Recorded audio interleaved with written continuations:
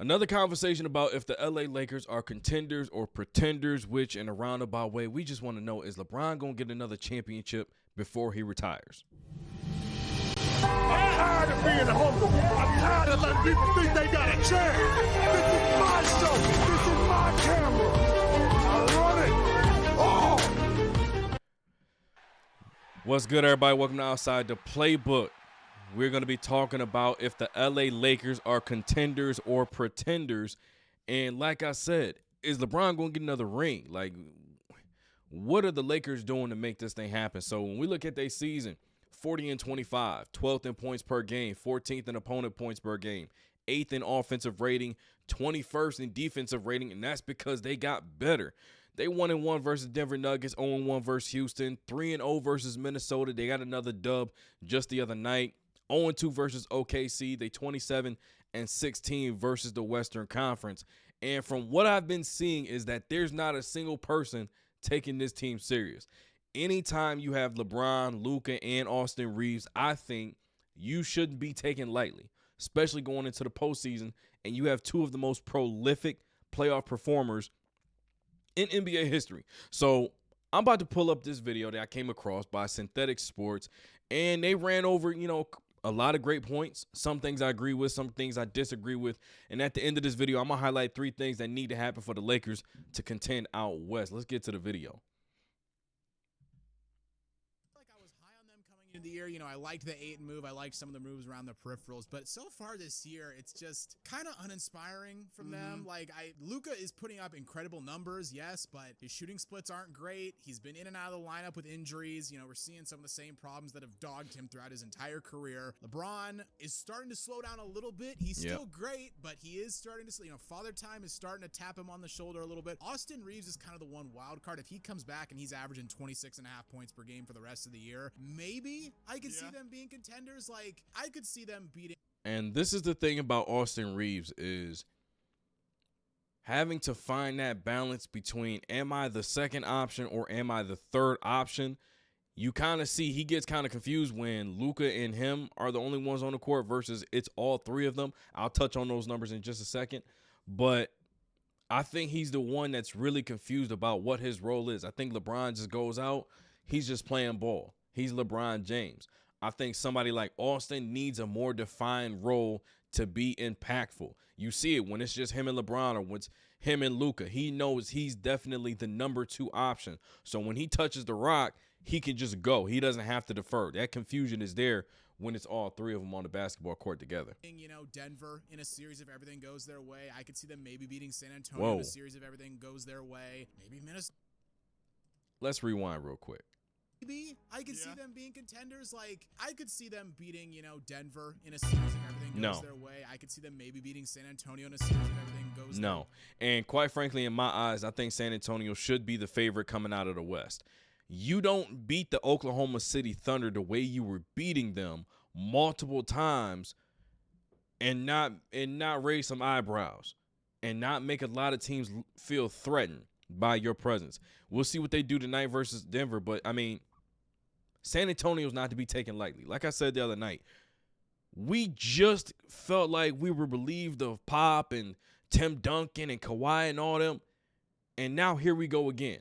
Spurs are not to be taken lightly. They the championship favorites in my eyes. Maybe Minnesota if everything goes their way. I don't think they could beat Oklahoma City, but I think the thing that's holding me back from saying they're contenders is that phrase, if everything goes their way. Exactly. Yeah. They would have to play at their absolute best, I think, to make the conference finals. Maybe they can do it, but as of right now, I have not seen enough to put them in the contender tier in the Western. They're not making the conference finals. I do have Minnesota being better than them. Minnesota knows how to take advantage of them so much better than what the Lakers can take advantage of from Minnesota. Like I said, they're 3-0 versus them in the regular season.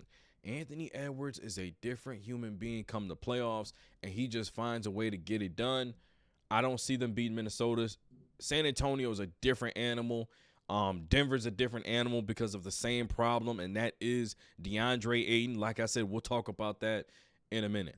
defense. Yeah, I'm actually a little bit the opposite in terms Really? of. No, I'm not saying they're contenders. Okay. But I thought they would be worse going into the season, or I thought their issues would be more apparent. But, DeAndre Ayton, at least early on, was playing better than I thought, and the depth has been better than I expected as well. And I agree, Austin Reeves is the complete wild card. So I think they could turn it up and play better, but unless they make some sort of big move at the deadline that improves this defense, they're not fucking contenders with a defense that bad. At some point in the playoffs, the team they're playing against is just going to get the switches they need. Which they didn't make any significant moves at the deadline. LeBron on the perimeter and just expose those guys.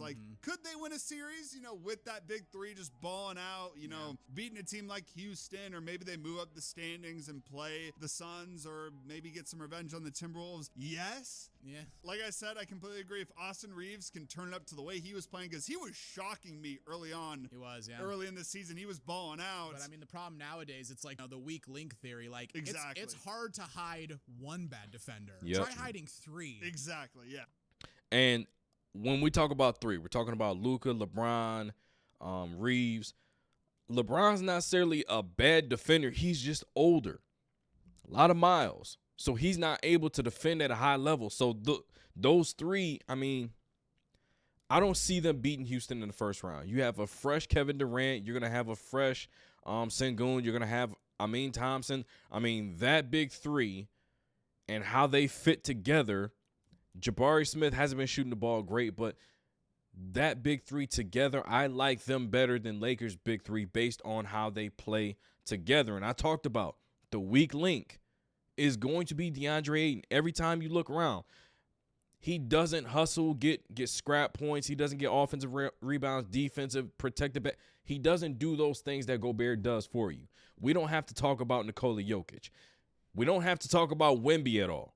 And then you look at Sengun, he can provide a lot of the same issues that Nikola Jokic provides. So I'm not looking at that matchup in a favorable way, and each of those teams has a defensive stopper or two that you can just sick on guys. So it's I'm not looking at the Lakers in favor against those teams, but I do think they could probably get Phoenix. If the Clippers squeak in, they can get them. So if I'm the Lakers, I'm trying to secure that third seed.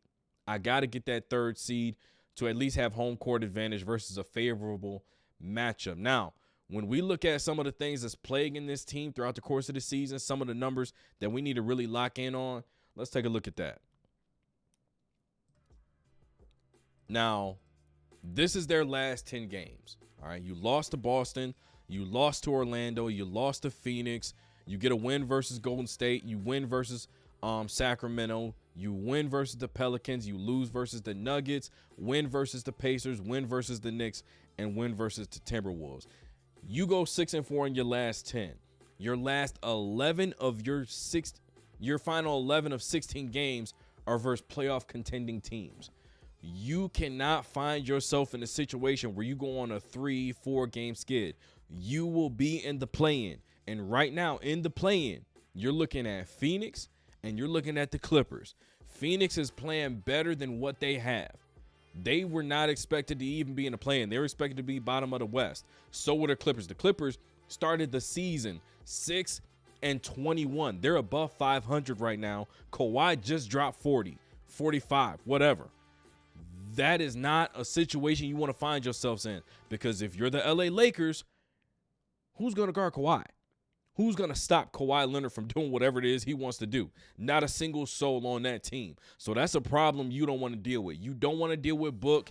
Jalen Green just got healthy. They combined for 79 points just tonight. So that's not a problem you want to deal with either.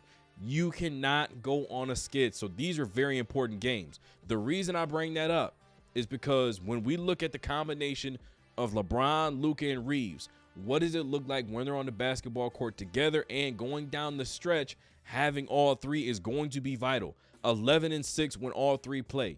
10-2 when it's Luka and Reeves. 12-8 when it's LeBron and Luka. And 3-3 when it's Luka sitting out. All right. Now, the reason why I bring those numbers up is specifically because when I talked about who is Austin Reeves on the basketball court, it's going to play a pivotal role when you're going into the playoffs versus these other teams who have a bona fide number one, a definite number two. Nobody has a number three that's going out and getting 25. So he can't be in here second guessing his role or anything like that. So JJ Redick has got to clear that up before you get into the playoffs. These are the three things that I say, you know what? These things need to happen for them to contend in the West. DeAndre Ayton has to buy in. All right. He's saying all this stuff about I'm not Clint Capella. Bro, you catch lobs, set screens, roll hard to the basket, rebound and block shots. Your team is going to have an immense increase in their opportunity to win basketball games down the stretch and going into the playoffs. If you can be that active, be a lob threat, be somebody that's going to roll to the basket, you have to be respected. You give Luka, you give LeBron and Reeves room to operate and a threat to dump it off to and finish. Slow up on the disrespect towards Clint Capella, because you have your James Harden.